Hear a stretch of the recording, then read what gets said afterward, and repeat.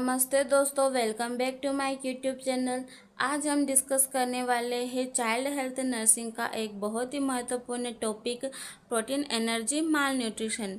अगर आप BSc nursing third year के स्टूडेंट हो तो ये क्वेश्चन आपके लिए बहुत ही इम्पोर्टेंट है, क्योंकि ये एग्ज़ाम में हमेशा पूछा जाता है। तो चलिए वीडियो को शुरू करते हैं।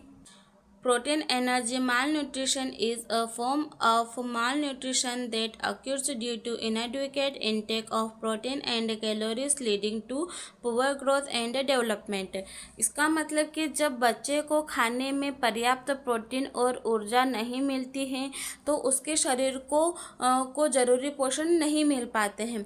इस कारण बच्चे का ग्रोथ और डेवलपमेंट प्रभावित हो जाता है, बच्चे का वेट कम हो जाता है, शरीर कमज़ोर हो जाता है और वह जल्दी जल्दी बीमार पड़ने लगता है। जब सही मात्रा में खाना पीना नहीं मिलता तो बच्चा कमज़ोर और कम विकसित रह जाता है। इससे ही प्रोटीन एनर्जी माल न्यूट्रिशन कहते हैं।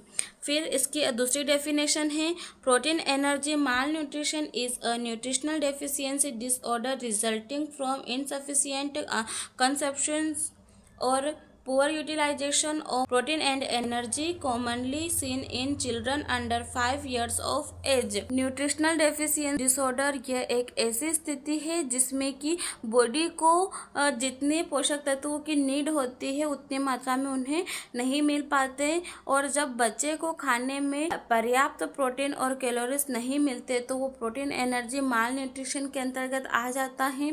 कभी कभी बॉडी को पोषक तत्वों को सही से एब्जॉर्ब नहीं कर पाता है या फिर बीमारी के कारण उनका ज़्यादा उपयोग हो जाता है। इससे बच्चे की ग्रोथ और डेवलपमेंट को प्रभावित होता है। इससे बच्चे की वृद्धि और विकास दोनों ही प्रभावित होते हैं, और ये समस्या खासकर 5 साल से कम उम्र के बच्चों में ज़्यादा देखने को मिलती है।